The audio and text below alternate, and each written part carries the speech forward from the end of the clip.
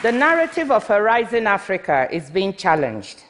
About 10 years ago, I spoke about an Africa of hope and opportunity, an Africa of entrepreneurs, an Africa very different from the Africa that you normally hear about of death, poverty, and disease. And that, what I spoke about, became part of what is known now as the narrative of the rising Africa. I want to tell you two stories about this rising Africa. The first has to do with Rwanda, a country that has gone through many trials and tribulations. And Rwanda has decided to become the technology hub, or a technology hub on the continent. It's a country with mountainous and hilly terrain, a little bit like here, so it's very difficult to deliver services to people. So what has Rwanda said? In order to save lives, it's going to try using drones to deliver life-saving drugs, vaccines, and blood to people in hard-to-reach places, in partnership with a company called Zipline, with UPS, and also with the Gavi, the Global Vaccine Alliance. In doing this, it will save lives. This is part of the type of innovation we want to see the rise in Africa. The second story has to do with something that I'm sure most of you have seen or will remember. Very often, countries in Africa suffer drought and floods, and it's getting more frequent because of climate change effects. When this happens, they normally wait for international appeals to raise money. You see pictures of children with flies on their faces, carcasses of dead animals, and so on. Now, these countries, 32 countries, came together under the auspices of the African Union and decided to form an organization called the African Risk Capacity. What does it do? It's a weather-based insurance agency.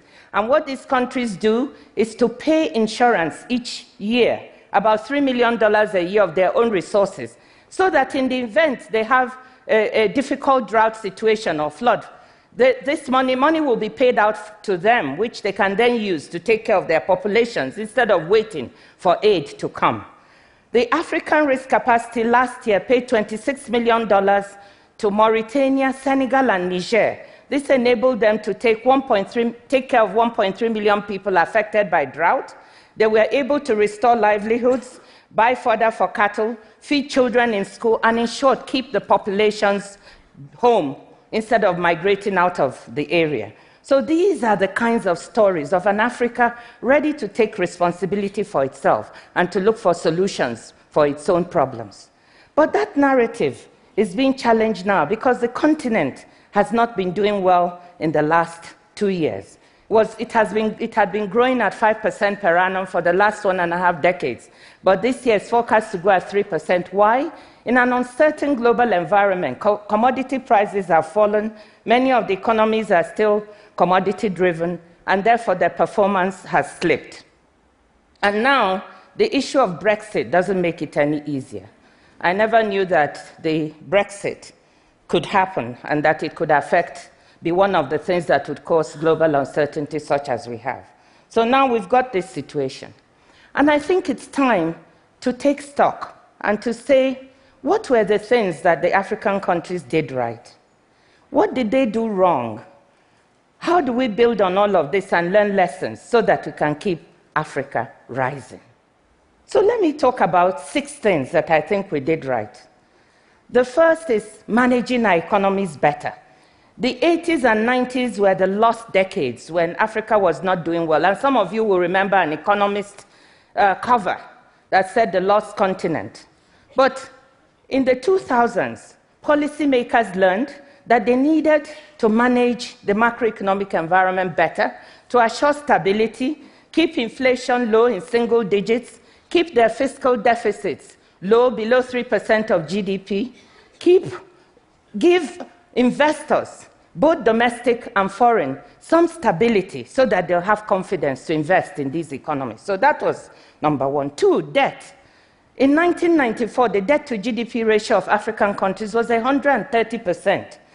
And they didn't have fiscal space. They couldn't use their resources to invest in their development because they were paying debt. There may be some of you in this room who worked to support African countries to get debt relief. So private creditors, multilaterals, and bilaterals came together and decided to do the highly indebted poor countries initiative and give debt relief. So this debt relief in 2005 made the debt to GDP ratio fall down to about 30%, and there was enough resources to try and reinvest. The third thing was loss-making enterprises. Governments were involved in business, which they had no business being in. And they were running businesses, they were making losses, so some of these enterprises were restructured, commercialized, privatized, or closed, and they became less of a burden on government. The fourth thing was a very interesting thing. The telecoms revolution came, and African countries jumped on it. In 2000, we had 11 million phone lines. Today, we have about 687 million mobile lines on the continent.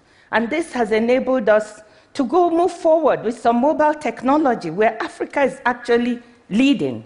In Kenya, the development of mobile money, M-Pesa, which all of you have heard about, took some time for the world to notice that Africa was ahead in this particular technology. And this mobile money is also providing a platform for access to alternative energy.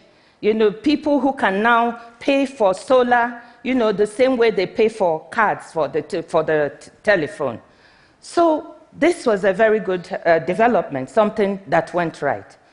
We also invested more in education and health, not enough, but there were some improvements. 250 million children were immunized in the last 1.5 decades. The other thing was that conflicts decreased. There were many conflicts on the continent, many of you are aware of that, but they came down, and our leaders even managed to dampen some coups. New types of conflicts have emerged, and I'll refer to those later. So based on all this, there's also some differentiation on the continent that I want you to know about, because even as the doom and gloom is here, there are some countries, Cote d'Ivoire, Kenya, Ethiopia, Tanzania, and Senegal, are performing relatively well at the moment. But what did we do wrong? Let me mention 8 things. You have to have more things wrong than right. So there are 8 things we did wrong. The first was that even though we grew, we didn't create enough jobs. We didn't create jobs for our youth. Youth unemployment on the continent is about 15%, and underemployment is a serious problem. The second thing that we did is that the quality of growth was not good enough. Even those jobs we created were low productivity jobs. So we moved people from low productivity agriculture to low productivity commerce and working in the informal sector in the urban areas. The third thing is that inequality increased. So we created more billionaires. 50 billionaires worth $96 billion own more wealth than the bottom 75 million people on the continent. Poverty, the proportion of people in poverty, that's the fourth thing, did decrease, but the absolute numbers did not because of population growth. And population growth is something that we don't have enough of a dialogue about on the continent, and I think we will need to get a handle on it, particularly how we educate girls so that they can, that is the road to really working on this particular issue. The fifth thing is that we didn't invest enough in infrastructure. We had investment from the Chinese, that helped some countries, but it's not enough. The consumption of electricity in Africa, on the continent, in sub-Saharan Africa, is equivalent to Spain. The total consumption is equivalent to that of Spain. So many people are living in the dark. And as the president of the African Development Bank said recently, Africa cannot develop in the dark. The other thing we have not done is that our economies retain the same structure that we've had for decades. So even though we've been growing, the structure of the economies have not changed very much. We are still exporting commodities. And exporting commodities is what? It's exporting jobs. Our manufacturing value added is only 11%. We are not creating enough decent manufacturing jobs for our youth. And trade among ourselves is low. Only about 12% of our trade is among ourselves. So that's another serious problem. Then governance. Governance is a serious issue. We have weak institutions and sometimes non-existent institutions. And I think this gives way for corruption. Corruption is an issue that we have not yet gotten a good enough handle on, and we have to fight tooth and nail. That and increased transparency in the way we manage our economies and the way we manage our finances.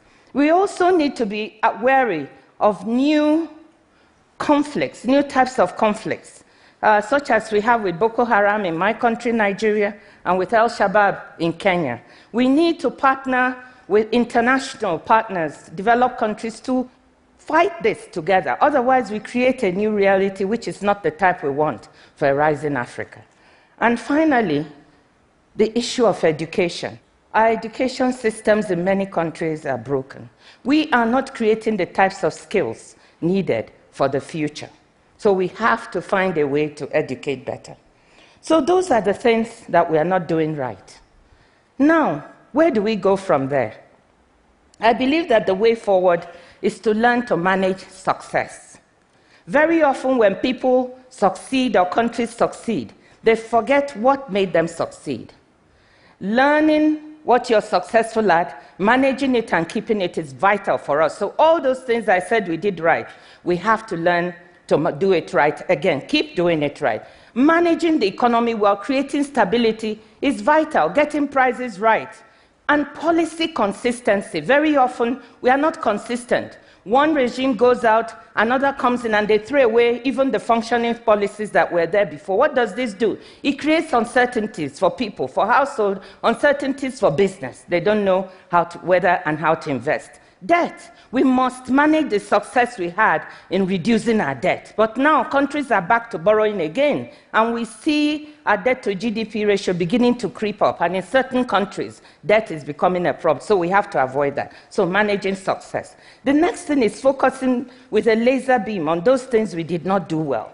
First and foremost is infrastructure. Yes, most countries now recognize they have to invest in this, and they're trying to do the best they can to do that. We must. The most important thing is power. You cannot develop in the dark.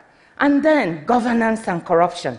We have to fight. We have to make our countries transparent. And above all, we have to engage our young people. We have genius in our young people. I see it every day. It's what makes me wake up in the morning and feel ready to go.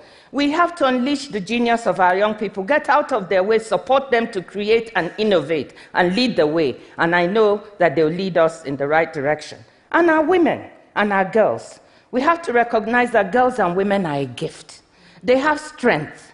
And we have to unleash that strength so that they can contribute to the continent. I strongly believe that when we do all of these things, we find that the Rising Africa narrative is not a fluke. It's a trend. It's a trend. And if we continue, if we unleash our youth, if we unleash our women, we may step backwards sometimes. We may even step sideways. But the trend is clear. Africa will continue to rise. And I tell you, business people in the audience, if investment in Africa is not for today, it's not for tomorrow, it's not a short-term thing, it's a longer-term thing. But if you're not invested in Africa, then you will be missing one of the most important emerging opportunities in the world. Thank you.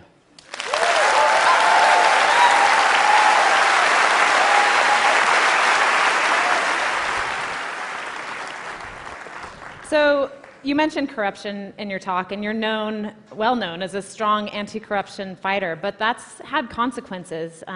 People have fought back, and your mother was kidnapped. How have you been handling this? It's been very difficult. Thank you for mentioning the issue of the kidnap of my mother. It's a very difficult subject.